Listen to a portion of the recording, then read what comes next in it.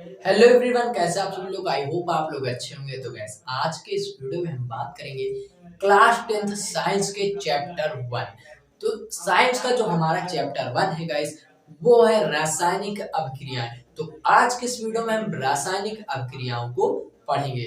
तो आइए वीडियो को शुरू करते हैं। अब गैस यहाँ पर देखिए, सबसे पहले हम बात करेंगे कि रासायनिक अभिक्रिया किसे कहते हैं। ठीक है, तो यहाँ पर देखिए मैंने हेडिंग डाल दिया है कि रासायनिक अभिक्रिया किसे कहते हैं। ठीक है, तो रासायनिक अभिक्रिया जो होती है वो क्या होती है कि दो या दो से अधिक पदार्थ मिलकर एक या एक से अधिक नए गुणधर्म वाले पदार्थों का निर्माण करते हैं। ठीक है, उसे हम क्या कहते हैं, रासायनिक अभिक्रिया कहते हैं।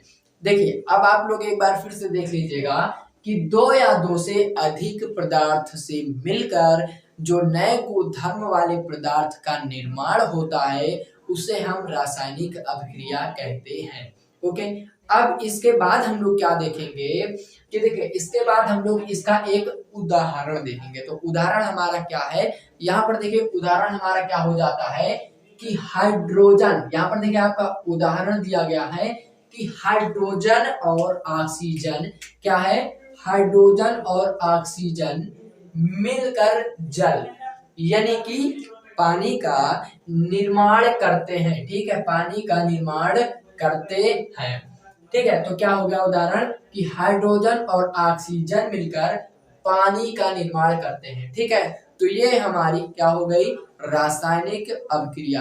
अब गाइस यहाँ पर आप लोग देखिए रासायनिक अभिक्रिया क्या था कि दो या दो से अधिक पदार्थ मिलकर, ठीक है, यानी कि हाइड्रोजन और ऑक्सीजन मिलकर, ठीक है, एक से अधिक नए गुणधर्म वाले पदार्थ का निर्माण करते हैं। तो यहाँ पर देखिएगा इस जल का निर्माण भी हो चुका है। यहाँ पर क्या हुआ है, जल का निर्माण हुआ है, क्योंकि यहाँ पर क्या था, हाइड्रोजन और ऑक्सीजन मिलकर जल का निर्माण करते हैं। ठीक है, तो ये था आपका उदाहरण। अब इसके बाद में क्या है गाइस, इसके बाद में हम लोग देखेंगे नोट पॉइंट। अब नोट पॉइंट यहाँ पर हमारा देखिए क्या है, तो नोट पॉइंट हमारा है कि किसी भी क्या है, किसी भी रासायनिक अभिक्रिया को उलट पलट नहीं किया जा सकता।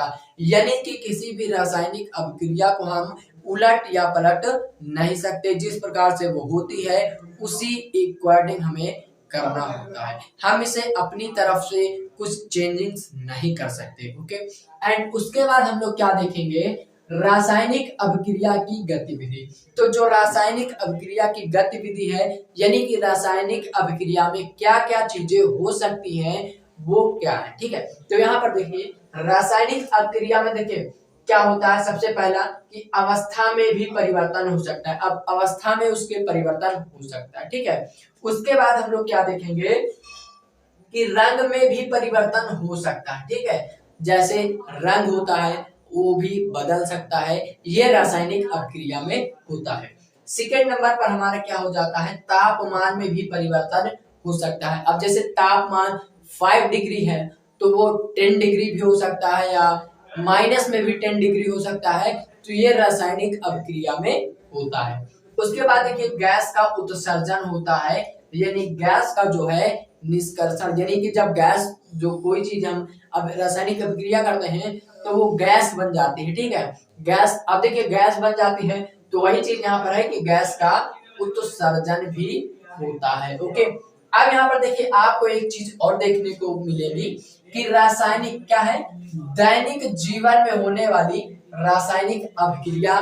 ठीक है, तो अब जो हमारे दैनिक जीवन में रासायनिक अभिक्रिया होती है वो किस प्रकार से होती है। ठीक है, तो अब यहाँ पर देखिए जो दैनिक जीवन में रासायनिक अभिक्रिया होती है वो सबसे पहली जो हमारी है वो क्या हो जाती है, सबसे पहली हमारी हो जाती है भोजन का पाचन। अब देखिए जो भोजन हम लोग करते हैं तो हमारे बॉडी में जब उसका पाचन होता है तो वो किसके अकॉर्डिंग आता है, वो रासायनिक अभिक्रिया के अकॉर्डिंग आता है। ओके, तो उसे हम क्या कहेंगे, रासायनिक अभिक्रिया। ठीक है, जैसे हमारे बॉडी में जो खाना पच जाता है उसे हम रासायनिक अभिक्रिया के अकॉर्डिंग मानेंगे। ठीक है, उसके बाद श्वास यानी श्वसन, यानी कि जब हम अपने शरीर में सांस लेते हैं उसे भी हम रासायनिक अभिक्रिया कहेंगे। ठीक है, उसके बाद यहाँ पर देखिए लोहे पर जंग लगना। अब जब लोहा देखिए आप लोग लोहे पर थोड़ा सा भी अगर वाटर यानी पानी डाल देते हैं तो कुछ टाइम बाद उसमें जंग लग जाता है। तो ये हमारा क्या है, ये रासायनिक अभिक्रिया, ठीक है, ये हमारा रासायनिक अभिक्रिया हो जाता है। उसके बाद देखिए दही का बनना।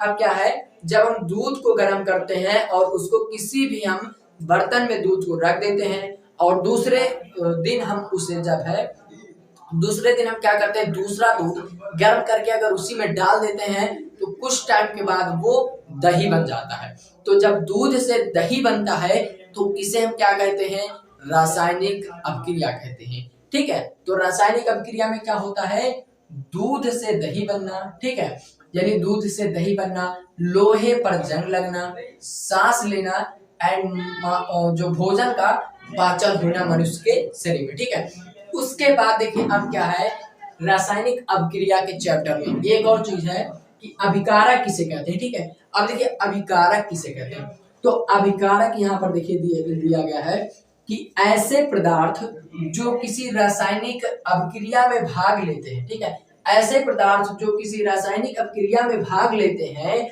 उसे हम क्या कहते हैं, अभिकारक कहते हैं। ठीक है, तो क्या है कि ऐसे पदार्थ जो किसी रासायनिक अभिक्रिया में भाग लेते हैं उसे हम अभिकारक कहते हैं।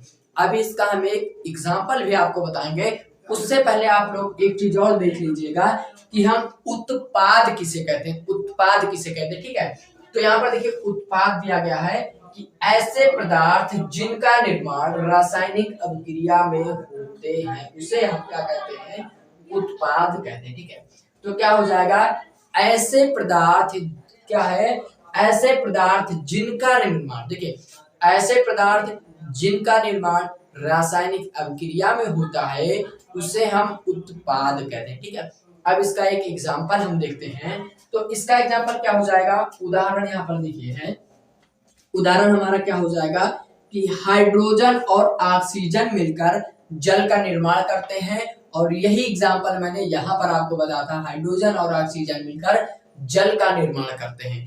तो ये रासायनिक अभिक्रिया में होता है। ठीक है, तो यहाँ पर देखिए क्या है, और उत्पाद में भी यही चीज लिया गया है कि ऐसे पदार्थ जिनका निर्माण रासायनिक अभिक्रिया में होता है। ठीक है, रासायनिक अभिक्रिया में होता है उसे हम क्या कहते हैं, उत्पाद कहते हैं।